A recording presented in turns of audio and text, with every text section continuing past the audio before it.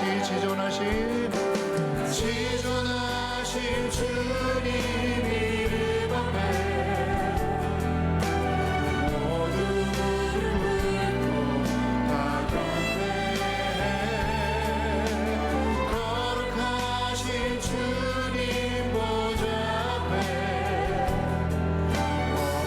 엎드려져 우리 다시 한번 고백합니다. 지존하신 주님 이름 앞에 모두 무릎 꿇고 다 경배하며 거룩하신 주님 보좌 앞에 엎드려 절하세. 다같이 예수는 그리스도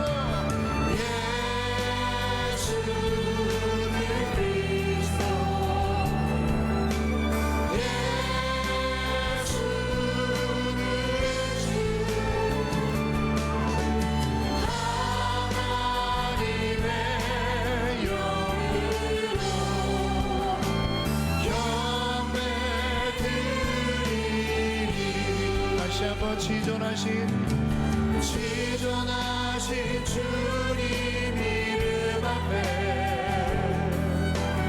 모두 무릎 꿇고 다 경배하며 거룩하신 주님 보좌 오직 주님께 엎드려 절하세. 우리 다같이 믿음으로 선포합니다. 예수는 그리스도 예수는 주 하나님의 영으로 경배. 우리 다시 한번 찬양합니다. 다같이 지존하신 주님 이름 앞에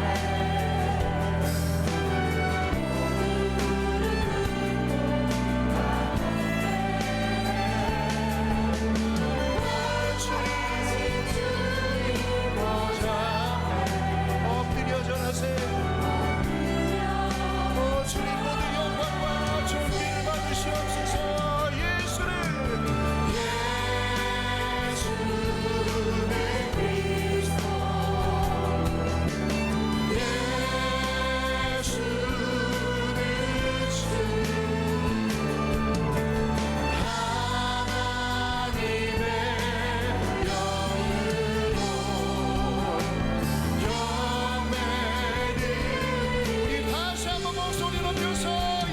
그리스도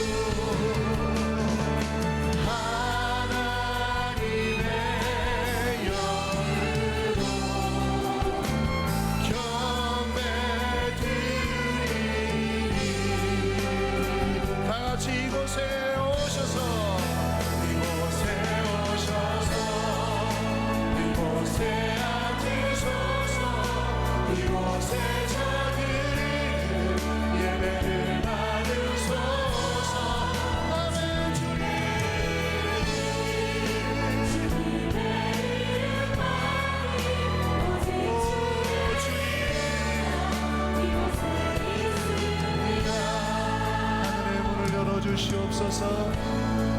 하늘의 문을 여소서. 이곳을 축복하소서. 주를 향한 노래가 꺼지지 않는 주여 하늘을 열어주시옵소서. 주님 하늘을 열어주소서.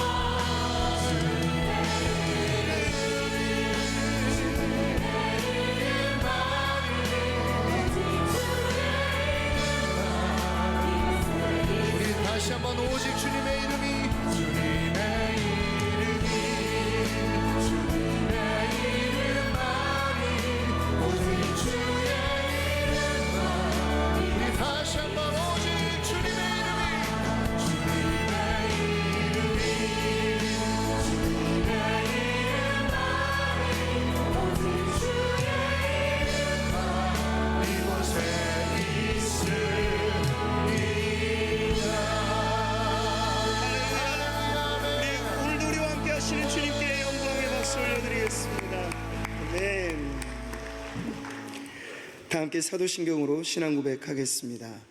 전능하사 천지를 만드신 하나님 아버지를 내가 믿사오며 그 외아들 우리 주 예수 그리스도를 믿사오니 이는 성령으로 잉태하사 동정녀 마리아에게 나시고 본디오 빌라도에게 고난을 받으사 십자가에 못 박혀 죽으시고 장사한 지 사흘 만에 죽은 자 가운데서 다시 살아나시며 하늘에 오르사 전능하신 하나님 우편에 앉아 계시다가 저리로서 산자와 죽은 자를 심판하러 오시리라. 성령을 믿사오며 거룩한 공회와 성도가 서로 교통하는 것과 죄를 사하여 주시는 것과 몸이 다시 사는 것과 영원히 사는 것을 믿사옵나이다. 아멘. 오늘 우리에게 주시는 하나님의 말씀은 베드로전서 3장 1절부터 7절까지 말씀입니다. 신약성경 379면에 있습니다. 제가 봉독하겠습니다. 아내들아, 이와 같이 자기 남편에게 순종하라. 이는 혹 말씀을 순종하지 않는 자라도 말로 말미암지 않고 그 아내의 행실로 말미암아 구원을 받게 하려 함이니 너희의 두려워하며 정결한 행실을 봄이라. 너희의 단장은 머리를 꾸미고 금을 차고 아름다운 옷을 입는 외모로 하지 말고 오직 마음에 숨은 사람을 온유하고 안정한 심령에 썩지 아니할 것으로 하라. 이는 하나님 앞에 값진 것이니라. 전에 하나님께 소망을 두었던 거룩한 부녀들도 이와 같이 자기 남편에게 순종함으로 자기를 단장하였나니 사라가 아브라함을 주라 칭하여 순종한 것 같이 너희는 선을 행하고 아무 두려운 일에도 놀라지 아니하면 그의 딸이 된 것이니라. 남편들아, 이와 같이 지식을 따라 너희 아내와 동거하고 그를 더 연약한 그릇이요 또 생명의 은혜를 함께 이어받을 자로 알아 귀히 여기라. 이는 너희 기도가 막히지 아니하게 하려 함이라. 아멘.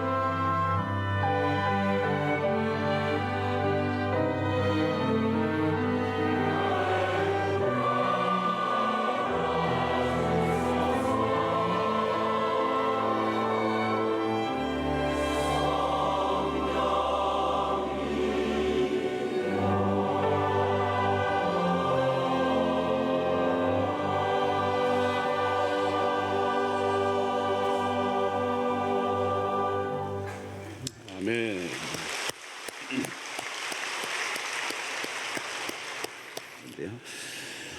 자, 오늘 가정에 대한 설교를 한 번 더, 오늘 5일이기 때문에 마감하면서 한 번 더 해야 되겠다 하는 생각을 했습니다. 가정에 대한 설교가 그렇게 쉽지 않고요. 또 다양한 분들이 참여하고 있기 때문에 가정에 대한 설교를 어떤 앵글로 할 것이냐 고민이 많았습니다. 한 번 더 하기로 결정한 것은 오늘 시대의 가정이 너무도 중요하기 때문에, 특별히 하나님이 세우신 기관, 두 기관이 있죠. 가정과 교회. 이게 가장 기초입니다. 기초. 다른 것들이 다 흔들려도 이 두 가지만 딱 건강하면 그 사회, 그 공동체는 괜찮아요. 근데 이게 흔들리면 위험한 것입니다. 어떤 사람은 혹자는 로마의 붕괴도 결국 가정의 해체였다, 이런 진단을 하는 사회학자도 있습니다. 그 사회가 몰락하는 데는 어렵지 않아요. 가정이 몰락하면 사회가 몰락하는 것입니다. 교회도 가정이 모여서 교회를 이루는 것이죠.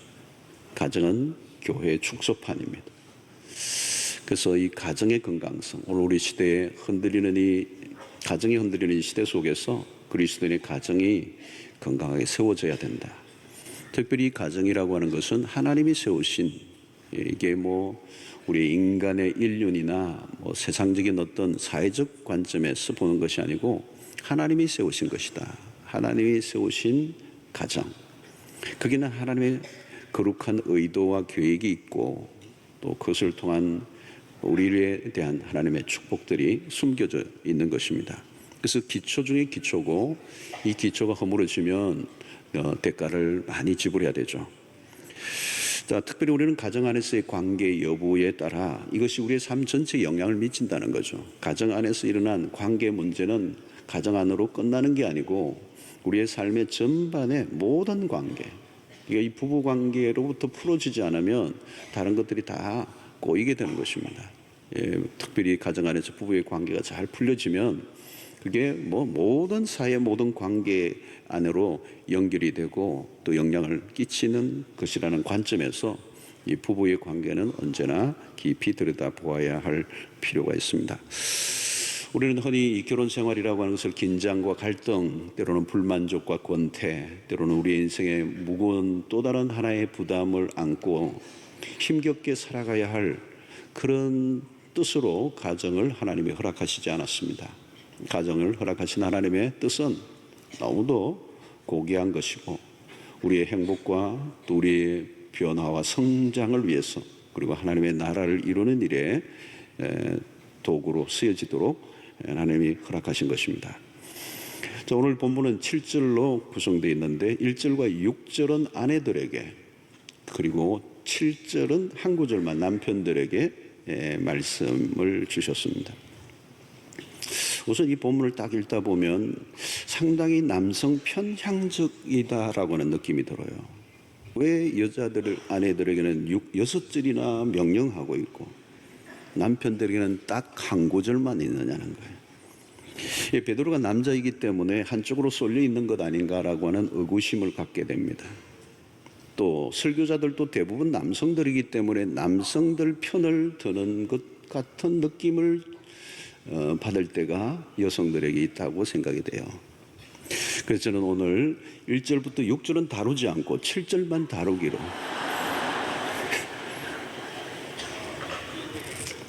굉장히 남성들 입장에서는 그러나 우리가 교회를 많이 오래 다니다 보면 여성들은 이미 에베소서나 골로새서를 통해서 남편에게 복종하라, 이 말씀을 귀에 못이 박히도록 들었습니다.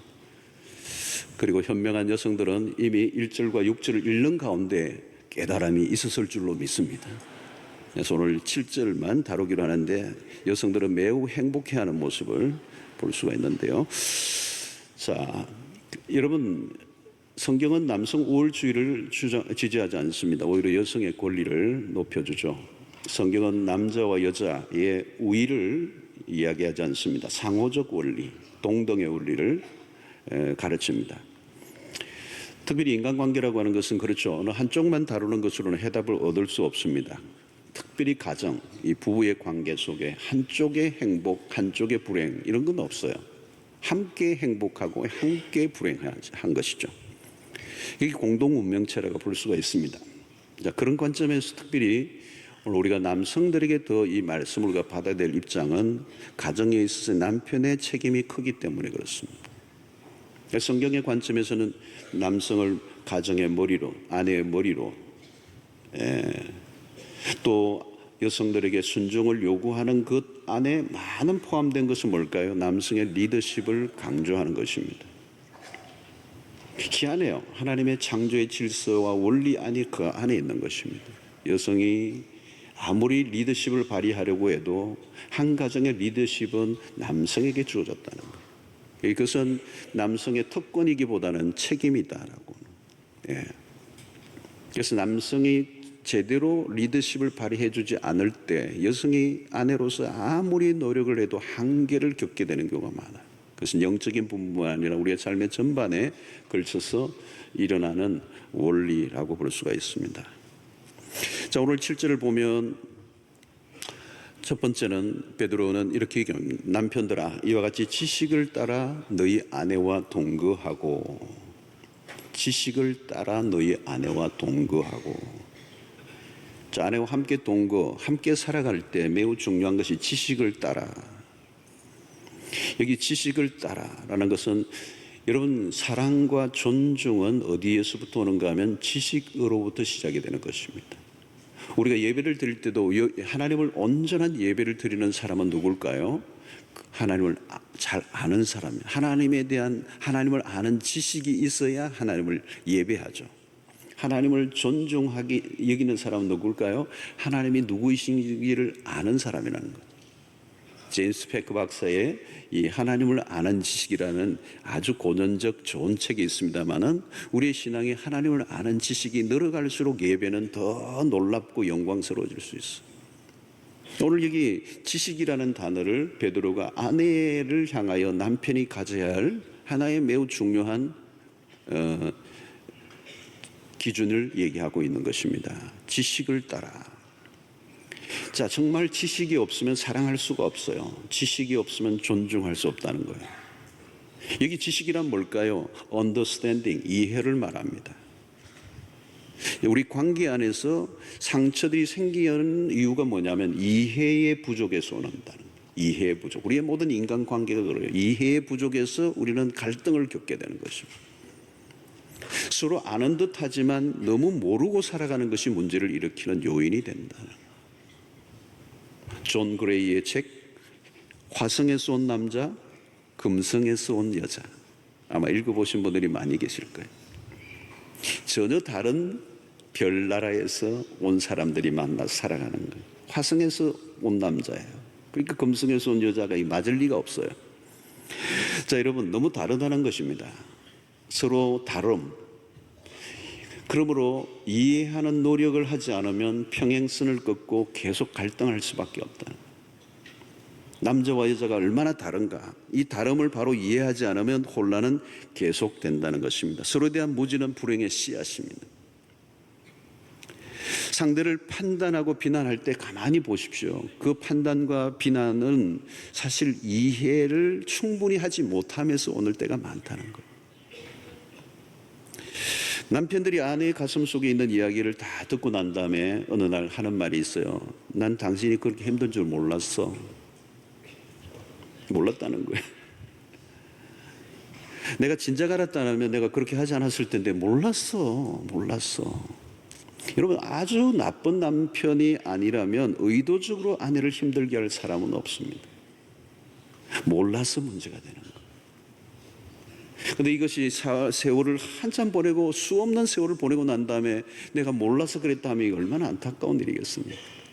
그런데 많은 경우가 이런 시행착오를 겪으며 살아간다는 거예요. 남편들은 여성을 이해하려는 노력을 해야 됩니다. 물론 아내의 입장도 마찬가지, 남성을 알아야 되죠.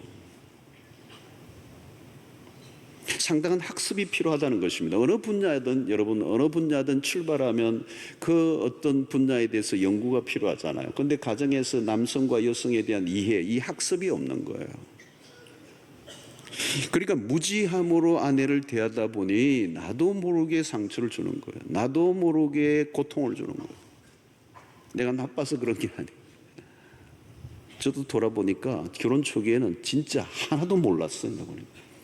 여성에 대한 이해가 심각하게 부족했음. 느끼는, 지나고 보니까 그런 거예요. 진짜 무지막지했구나. 뭐 가르쳐 주는 사람도 없었어요. 그런 책도 별로 없었어요. 그냥 본 것은 부모님이죠. 부모님이 뭐예요? 우린 전통적 이 봉건적, 가부장적 그런 세상에서 만들어낸 문화가 만들어낸 그 롤모델이라는 것이 역기능적인 부모들의 모습들이었잖아요. 그 남성과 여성의 그 어머니와 아버지로부터 배운 것들이 좋은 성경적 모델이 아니었단 말이에요. 그분도 마찬가지, 그 위에 또 마찬가지예요. 그러니까 여자에 대해서 아는 게 하나도 없었어요. 그리고 배운 것은 별로 안 좋은 문화의 이야기들. 초기부터 잡아라 뭐 이런 얘기밖에 들은 게 없어.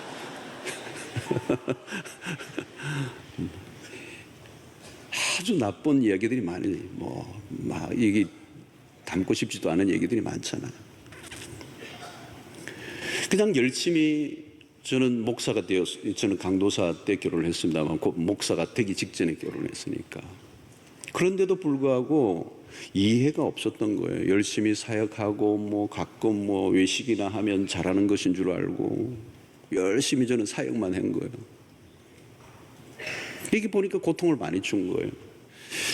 여러분, 여성이라는 존재의 특성에 대한 이해는 물론이고 남편의 역할이 무엇인지에 대해서 전혀 기본적인 이해가 없이 가정을 시작한다는 것은 얼마나 위험한 일인지 모릅니다.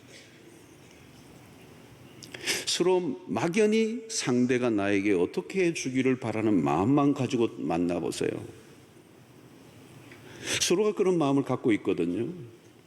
나의 행복을 위해서 이 사람을 이용하려고 하는. 자, 상대에 대한 깊은 이해가 없으면 결국 자연히 자기 중심적으로 흐르게 되고 그 자기 중심성을 가지고 있는 두 남녀가 만나서 끊임없는 팽팽한 긴장과 대립과 갈등을 이루면 그게 쌓이다가 폭발을 해버리면 이건 뭐 불보듯 뻔한 결과를 만들어낼 수밖에 없는 것입니다. 자, 베드로는 본문에서 여자에 대한 이해를 우리에게 도와줍니다. 아내를 가리켜서 더 연약한 그릇이다. 연약한 그릇이다. 자, 이 연약하다는 이 표현은 여성을 비하하는 말은 아닙니다. 어떤 경우에는 여성들이 남성보다 훨씬 더 정신적으로 강인한 면이 있죠. 오늘 여기에서는 특별히 육체적인 부분, 정서적인 부분만 좀 확인할 필요가 있습니다. 연약한 그릇은 깨어지기 쉽다는 거예요. 마구 다루어도 되는 그런 그릇이 아니라는 거예요. 녹그릇이나 스텐 그릇 이런 거는 막 던져도 되지만 크리스탈은 아니잖아요, 여러분. 크리스탈은 자칫하면 깨어져 버리잖아요. 연약한 그릇이다. 깨어져 버릴 수 있다. 깨어져 버리면 복구가 어렵다. 그릇은 이 깨어지면 뭐 또 바꾸기야 하겠지만 이 안에는 그렇지 않다는 거예요. 그러므로 특별히 육체적 관점에서 남성은 그 힘을 가지고 아내를 다루려고 해서는 안 된다. 남성 폭력에 이 가정 폭력이 많이 일어난다고 그러잖아요. 실제로 많아요. 그래서 술을 먹거나 또 힘을 막 아내에게 사용하는 사람들이 있어요. 남자의 힘은 아내를 다루기 위해서 주어진 힘이 아니에요. 남자의 힘은 가끔 도둑을 잡거나 자동차가 멈춰서 타이어를 바꿀 때나 무거운 짐을 들 때나 그게 필요한 것이죠. 연약한 아내에게 무력을 사용하기 위해 주어진 게 아니라는, 보호하기 위해서 주어진 힘입니다. 남성다움을 오해하는 경우가 있어요. 남성다움이란 힘을 바르게 사용할 때요. 그 힘을 바르게 사용하는 것은 누구예요? 여성 아내를 보호하기 위해서. 특별히 여성들은 정서적으로 섬세함이 있습니다. 이 섬세함이, 민감함이 때로는 상처를 입기 쉬워요. 일반적으로 남성들보다 여성들이 마음의 질병에 더 많이 걸린다는 통계는 있습니다. 우울증만 해도 여성들이 남성들에 비해 걸릴 확률이 2배에서 3배 높아요. 우울증 환자들이 여성들이 훨씬 더 많아요. 정신적인 질병이.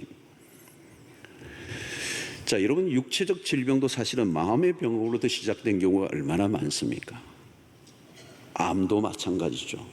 마음의 병에서 온 경우가 많아요.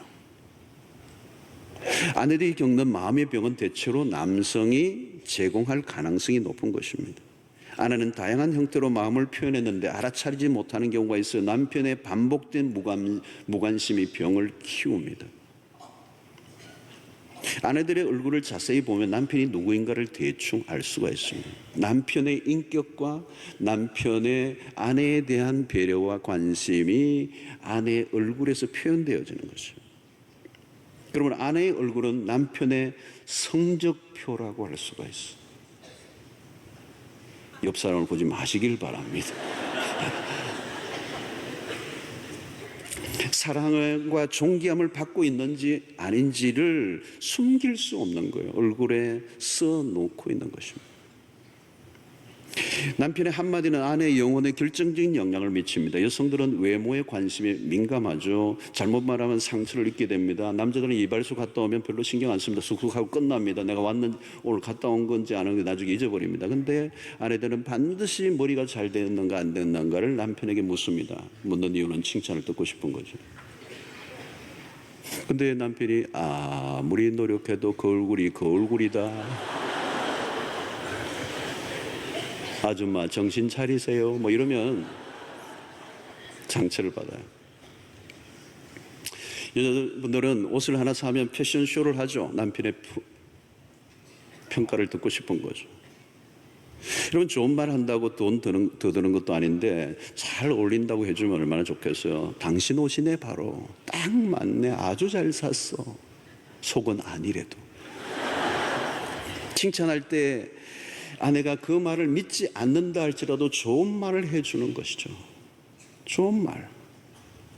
너무 솔직해서 자신의 진실을 잘못 털어놓으면 화가 임한다는 걸 기억하셔야 돼요. 남편에게 긍정적 답변을 자주 듣는 아내는 자존감이 높습니다. 자존감, 이 self-esteem 매우 중요한 주제예요. 반복적으로 계속 이 이야기를 듣는 거예요. 남편에게 긍정적인 답변을 듣는 사람. 여러분 적극적으로 남편이 편을 들어주지 않으면 우울증을 앓을 확률이 높아진다는 거예요.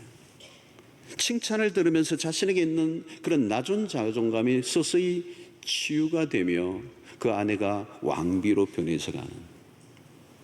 남편의 긍정적 언어가 매우 중요합니다. 가까운 사람의 말이 자존감에 영향을 미칩니다.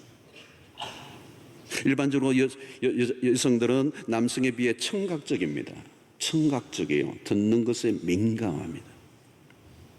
남편으로부터 좋은 말을 들을 때 매우 행복해하죠. 부부가 함께 살다 보면 우리는 배우자의 약점을 더 덜추어내기가 쉬워요.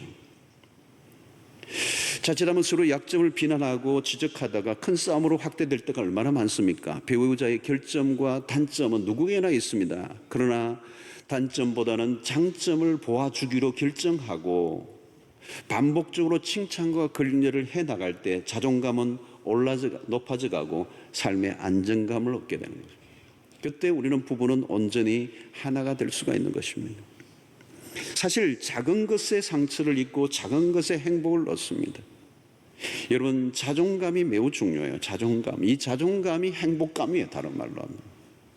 그런데 이 자존감은 작은 언어에 작은 관심과 배려에 여성들이 회복이 되는 것입니다. 오늘 여기 보면 또 생명의 은혜를 함께 이어받을 자로 알아 어떻게 귀히 여기라. 아내는 생명의 은혜를 함께 이어받을 자다. 이 말은 결혼 이후부터는 부부가 하나님이 부부를 따로 다루시지 않고 함께 다루신다는 것이에요. 그럼 베드로는 그렇기 때문에 함께 이어받을 자이기 때문에 귀히 여기라. 자, 어떤 부인이 자동차 사고가 났습니다. 운전을 하다가 사고가 났어요. 남편에게 전화를 해서 사고가 났다고 했더니 대뜸 남편이 하는 말이 자동차 얼마나 망가졌어. 그 순간 너무 화가 난 거예요. 아내가 얼마나 다쳤는지에 대해서는 관심이 전혀 없고 자동차 망가진 것만 챙기는 그 인간과 함께 살아야 하나. 이런 갈등이 일어나는 거예요. 근데 또 다른 어떤 여자분은 자동차 사고가 나서 놀라요. 그 남편에게 교통사고가 났다고 전화를 했더니 그 남편이 아내에게 이렇게 얘기하는 거예요. 자동차 앞서랍을 열어보라고. 보험 서류가 들어있는 그 봉투를 한번 열어보라고. 남편이 시키는 대로 열어보았더니 거기에 한 카드가 있는 거예요. 카드. 그 카드를 딱 열어보니까 이런 내용이 쓰여 있습니다. 여보, 혹 차를 타고 다니다가 사고가 날 경우 당신이 놀랄까봐 편지를 미리 써놓았어. 사고가 나더라도 당황하지 말고 보험 처리하면 돼. 나는 자동차보다 당신이 귀중해. 당신만 다치지 않았으면 괜찮아. 여성들이 지금 너무 공감을 하고 있어. 앞에 인간과 뒤에 인간이 얼마나 다른가.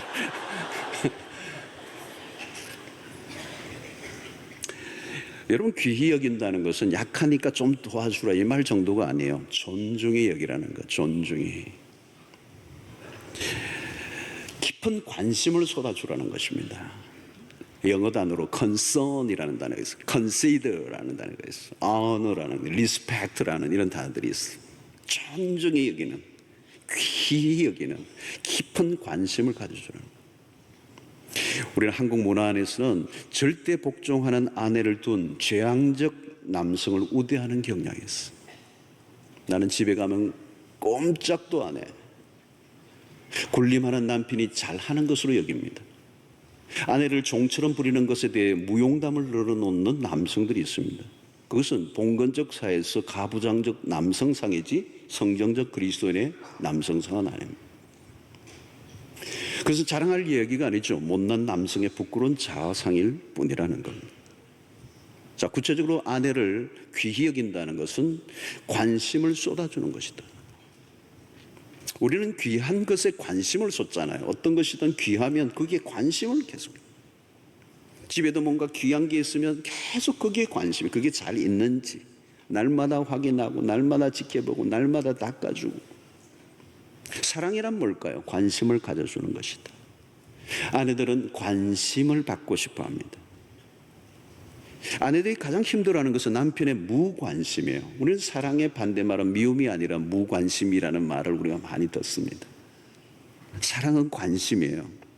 몸이 아픈데, 그리고 아프다는 것을 노골적으로 얘기하지 않고 신호를 끊임없이 보냈는데도 남편이 별로 관심을 보이지 않고 반응을 보이지 않을 때 그게 얼마나 서운합니까?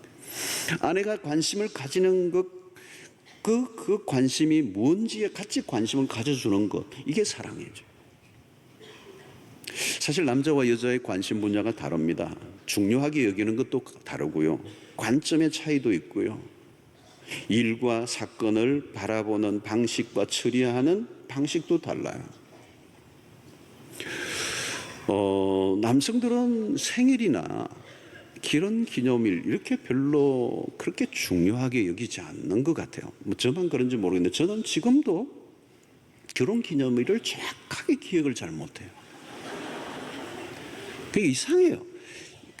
월은 얘기할 수 없고 2일인지 4일인지 늘 헷갈려. 뭔가 다른 게 이게 들어와서 그런지 2일인지 4일인지 늘 헷갈려. 그 다음에 아내 생일도 항상 헷갈려. 18일인지 19일인지. 그리고 저는 결혼 기념일이 뭘 중요하다고 생각하지 않아요. 결혼한 게 중요한 거지. 살고 있는 게 중요한 거지. 생일이 뭐 대단하나, 뭐 늘 생일같이 살면 되지, 뭐 이런 생각을 하는 거죠. 근데 아내들은 그게 아니에요. 그게 중요한 거예요. 그래서 생일이든 결혼일이든 계속 빨간 칠을 하고 많은 사인을 하는데도 불구하고 왜 카렌더에 낙서를 하느냐 그러고. 자, 여러분, 여자들은 알아주기를 원하는 거죠. 아내가 말을 할 때 주의를 기울이고 들어주는 거. 참 이것도 잘 힘들어요. 쉬운 것 같은데 잘 못해요. 아내가 얘기할 때 주의를 기울여 주는 거. 근데 여러분, 이게 어려운 거예요. 여자분들의 이야기의 방식이 뭐냐면 어떤 과정들을 이야기하면서 관계 대화 자체를 좋아하는 거예요. 그러다 보니까 매우 디테일해요. 말 안 해도 될 것까지 다 얘기를 해요. 그런데 남성들은 빨리 결론을 얘기하라는 거죠.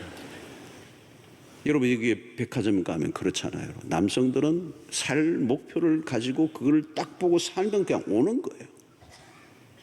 그걸 사기 위해서 갔어요. 그리고 샀으면 오는 거예요.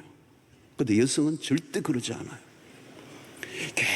계속 만지고 입고 떼고 옆집으로 가고 계속 하는 거예요. 그걸 1시간, 2시간 하면 남성들은 거의 아이들 말로 뚜껑이 열리는 거예요. 그 과정 자체를 즐기고 있는 거예요. 네. 살 거냐 말 거냐 남자는 그걸 묻는 거고, 안 살 건데 왜 기웃거리느냐고 그러는 거죠. 이게 대화도 마찬가지예요. 굉장히 디테일하게 얘기를 하는데 남성들은 그렇게 생각이 없어요. 빨리 결론을 얘기하고 싶은 거죠. 근데 아내는 그게 아니에요. 결론이 중요한 게 아니에요. 대화하는 자체가 중요한 거예요. 여러분, 여성분들의 대부분의 불평 중 하나는 남편이 내 말을 진지하게 들어주지 않는다는 거예요. 당신은 내 말을 안 들어. 그럼 남편들이 주로 하는 말이면 난 듣고 있어 그래요. 근데 나중에 물어보면 전혀 몰라요. 들은 게 없어요. 안 들어요. 여러분, 관심을 가진다는 것은 마음을 읽어주는 것입니다. 작은 것에 관심을 가져주고 이야기할 때 반응해 주는 거죠. 공감해 주는 거죠. 그게 듣는 거예요. 아내들이 원하는 것은 마음을 알아주는 것입니다. 말을 할 때 남편이 감정적 동의를 해주기를 원하는 거죠. 오늘 날씨가 흐린 것 같아요. 그 말은 마음이 좀 울적해요. 당신이 필요해요. 이 마음을 전한 거죠. 근데 남편은 그런 말을, 오늘 날씨가 흐린 것 같아요? 보면 몰라? 아내가 당신이 늦게 들으니까 요즘 심심해요. 그 말은 대화를 하고 싶어요. 이 말인데 남편들은 팔자가 늘어졌구만. 이런 말은 빙상의 일각이에요. 작은 마음의 표현들. 그러니까 그 말에 아주 몇 마디 안에 숨겨져 있는 그 마음 속에 있는 것이 무엇이 담겨 있는지를 들으려고 하는 이 태도를 가지지 않으면 대화는 이루어지지 않죠. 관심을 가지고 있는 것에 공감만 해줘도 관계의 문제의 반 이상은 풀려요. 근데 이 공감이 안 돼요. 왜? 들어주려고 하는 우리의 마음이 약하기 때문에 그런 것입니다. 아내들은 마음으로 이야기를 받아주기를 원합니다. 그래, 맞아. 내가 그런 당신의 감정을 이해해. 그래, 내가 느끼기에도 당신이 그런 것에 관심이 있는 것 같아. 맞아. 여러분, 자기 자신에 대한 관심보다 상대에 대한 관심을 더 많이 가져주려고 애를 쓰는 것이 사랑인 것입니다. 이 관심이 깊어지면 감정이입이 일어납니다. 아내가 겪고 있는 아픔이나 문제에 동일한 마음을 가질 때 위로가 되고 그 안에서 일치가 이루어지게 되는 것입니다. 여러분, 아내들은 돈을 원하는 게 아닙니다. 물론 돈도 원합니다. 가장 원하는 것은 남편의 진정한 관심이죠. 부부가 더 깊은 사랑의 관계로 나아가려고 하면 공짜가 없습니다. 수고를 해야 합니다. 살면서 배우자에 대한 지식이 쌓여져 가야 되는 거예요. 그리고 배우자가 가지고 있는 관심과 그를 이해하려고 하는 그 노력을 가지다 보면 그에게서 얻었던 수없는 정보들을 축적해 가야 되는 거예요. 그래서 저도 이제 그런 노력을 많이 한 거예요. 그래서 많은 뭘 좋아하는지, 어떤 것을 귀중하게 여기는지, 어디에 관심을 가지는지, 저 나름대로 정보의 축적이 이루어진 것입니다. 그러면서 이제는 내 방식으로 상대를 대하는 것이 아니라 아내의 방식으로 다가가서 그의 관심과 그의 기호와 그의 모든 중요하게 여기는 것들에 함께 마음을 나눌 때 그것이 이제 진정한 사랑으로 자리를 잡게 되는 것입니다. 그러지 않으면 우리는 내 방식으로 상대에게 대하고 나는 사랑했다고 하는데 상대는 전혀 사랑을 느끼지 못하는 단계. 그래서 이 팽팽한 이 갈등이 생기게 되는 것입니다. 성도 여러분, 사랑은 관심이에요. 관심을 가지려고 하는 많은 에너지가 됩니다. 그리고 그 작은 관심이 우리의 관계를 더 깊게 그리고 감동을 주게 되는 것입니다. 마지막으로 중요한 것은 영적 일치감이에요. 이는 너희 기도가 막히지 아니하게 하려함이라. 왜 아내와 좋은 관계를 유지해야 합니까? 기도가 막히지 않도록 하기 위해서. 부부관계 안에서 일어나는 것은 그냥 단순한 갈등이나 싸움이 아닙니다. 그것은 영적인 문제라는 것입니다. 영적인 문제가, 영적인 온도가 부부의 관계 속에 제대로 드러나게 되어 있습니다. 갈등들이 자주 일어나면 그 안에 사단의 공격이 있습니다. 영적 수문을 막아버리는 것이죠. 부부가 영적으로 하나 되는 것은 사단을 방해합니다. 신자에게 가장 큰 위기는 기도가 막히는 것이고, 기도의 문이 닫히면 모든 것이 닫히는 거예요.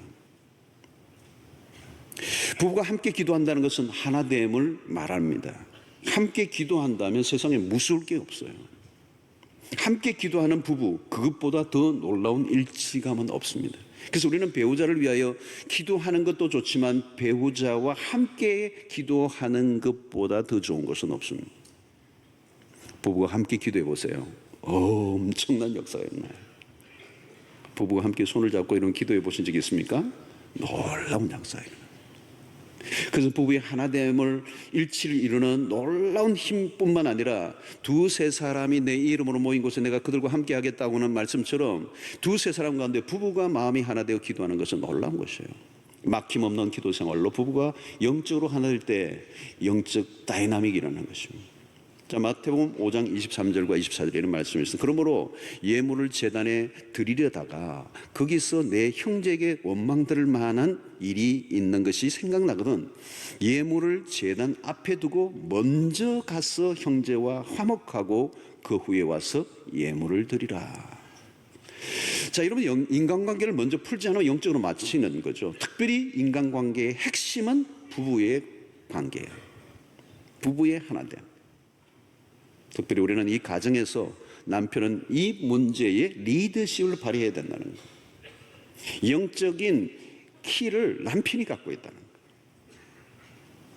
남편은 영적 리더십을 가지고 가정을 영적으로 이끌어야 될 책임이 있다는 거예요.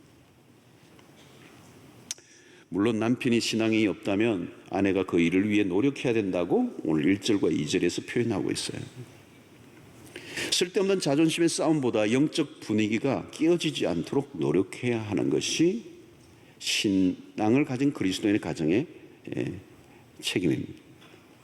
왜 함께 기도해야 되죠? 생명의 은혜를 함께 이어받을 자이기 때문에 함께라는 단어를 쓰고 있어요. 자, 여러분, 우리는 신앙의 긴 여정을 걸어가고 있습니다. 짧게 끝날 것이 아니고 긴 여정, 우리의 인생의 이 저니, 이 여행에 부부가 한 동력자로 부름을 받았어요.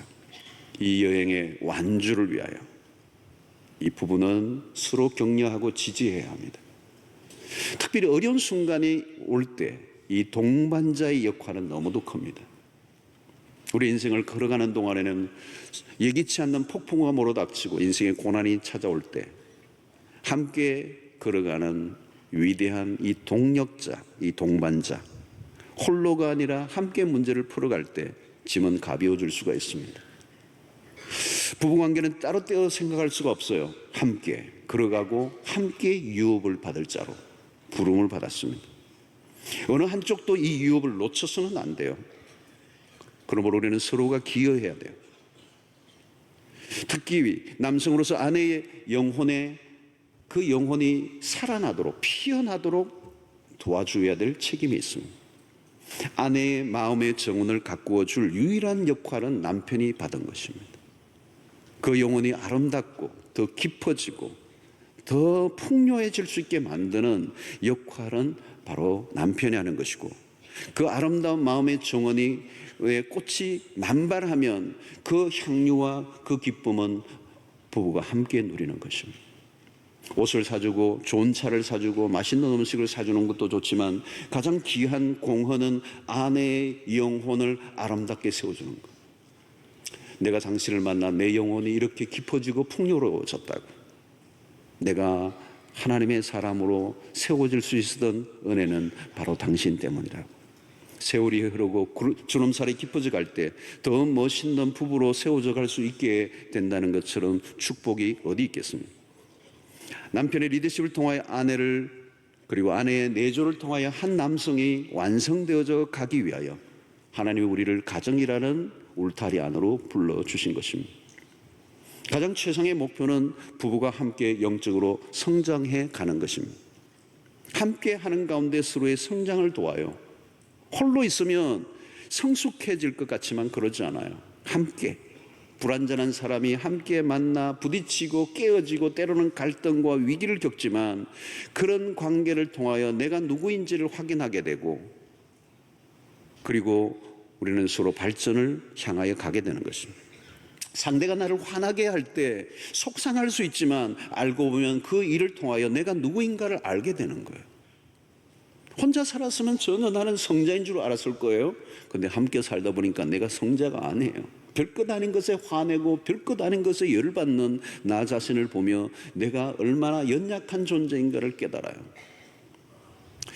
부부가 함께 하는 동안에 그 좁은 공간 안에 모아놨던 사람들이 점점 깎여져 가고 점점 부드러워져 가고 더 점점 그리스도를 닮아가는 경험을 서로를 관계를 통하여 하게 되는 것입니다. 하나님 우리를 빚으실 때 직접 빚으시기도 하지만 배우자를 통하여 우리를 빚으실 때가 많습니다. 서로가 조금씩 그리스도 안에 자라간다는 것을 본다는 것은 행복한 일이 아닐 수가 없습니다. 서로는 영적 성장에 기여해야 합니다.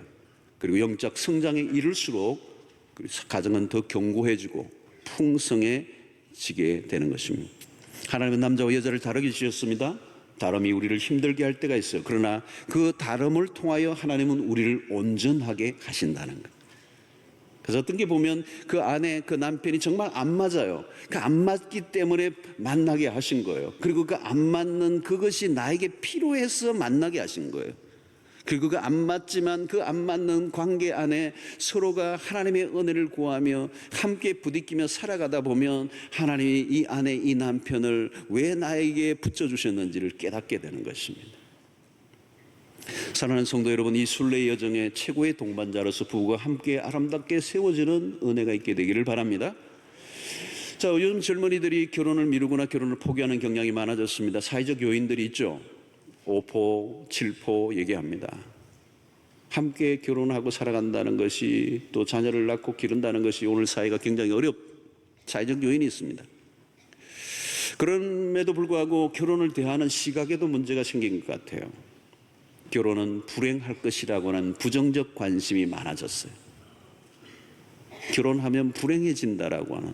왜? 오늘 우리 사회의 결혼을 통하여 불행하게 살아가는 사람들이 너무 많아지니까, 깨어지는 가정이 많으니까 결혼 곧 불행,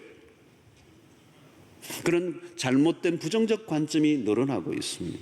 누군가 그런 말을 했습니다. 싱글로 외롭게 사시겠습니까? 결혼해서 지겹게 사시겠습니까? 부정적인 접근이죠. 부부관계가 어려운 면이 있는 것은 사실이지만 결혼은 우리를 불행하게 하기 위해서 주신 제도가 아니에요. 우리의 행복을 위해서 하나님이 디자인하셨어요. 이 세상에 그 어디에서도 맛볼 수 없는 기가 막힌 행복을 부부의 관계를 통하여 주시기 위해서 가정을 하나님이 디자인하셨단 말이에요. 물론 우리는 결혼에 대해서 너무 장밋빛 환상을 가질 때 결혼에 실패를 가져오는 요인이 될 수가 있습니다. 너무 아이디어란 이상적인 완성된 사람들이 만나 과정을 이룬 것이 아닙니다. 결혼을 한순간 자동적으로 행복이 보장되는 것도 아닙니다. 전혀 다른 두 사람이 조율하며 하모니를 이루기까지는 세월이 걸려요. 그리고 수고가 필요해요. 수없는 시행착오와 인내가 필요합니다. 다른 어떤 것보다 많은 헌신이 필요한 곳이 가정이고 부부의 관계입니다. 서로에 대해서 기다려줘야 돼요. 뿐만 아니라 그 안에는 하나님의 놀라운 은혜가 필요하고 성경적 원리를 시행하고 순종하는 수고를 해야 합니다. 여러분, 십자가의 원리가 어디 선교지에서만 필요한 것이 아니에요. 교회에서만 필요한 거 아니에요. 가정에서 부부의 관계 속에서 필요한 것입니다. 자기를 부인하는 일이 부부의 관계 속에 얼마나 필요한 것인지, 자기를 희생하고 상대를 섬겨주는 이 일이 얼마나 중요한 것인지, 특별히 십자가를 통하여 이기심이 해체되는, 그래서 철저히 이기적인 삶에서 이타적인 삶으로 변화되어져 가는 이 성숙의 원리가 바로 십자가의 원리고, 그 십자가를 통하여 둘이 하나가 되게 하는 이 놀라운 역사를 우리가 경험해야 하는 것입니다.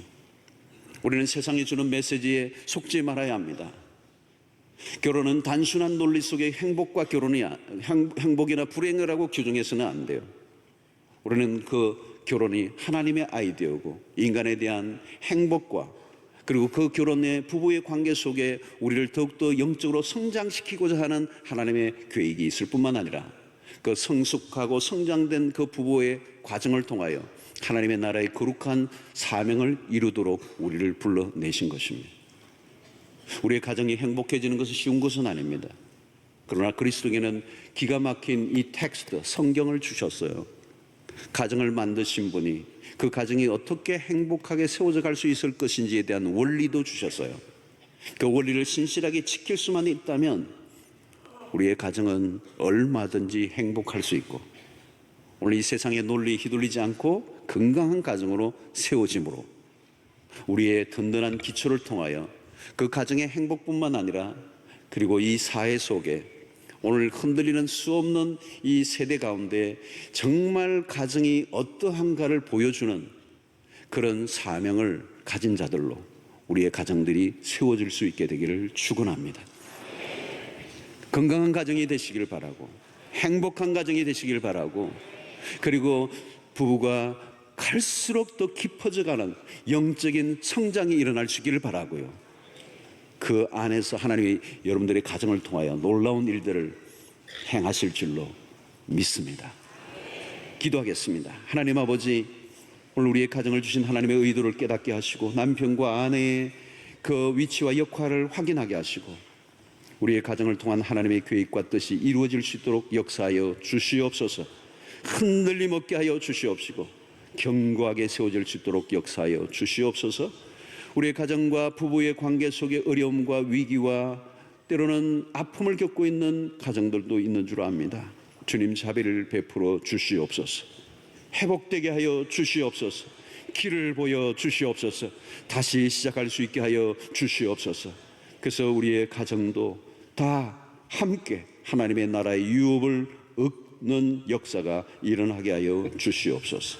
예수님의 이름으로 기도하옵나이다. 아멘. 이제는 우리 주 예수 그리스도의 놀라우신 은혜와 하나님의 크신 사랑과 성령의 교통하심이 우리에게 가정을 허락하신 하나님께 감사하며, 이 가정을 아름답게 지키며 세워가며, 하나님 특별히 부부의 관계 속에 우리 남편과 아내의 역할을 최선을 다하여 감당함으로 견고하고 아름답고 풍성한 가정을 이루어 흔들리는 이 세대 가운데 여기에 참된 가정이 있다고 선포할 수 있는 그런 아름다운 삶을 살기로 결단하고 돌아가는 주의 백성들 무리 위에 지금부터 영원토록 함께 있을지어다.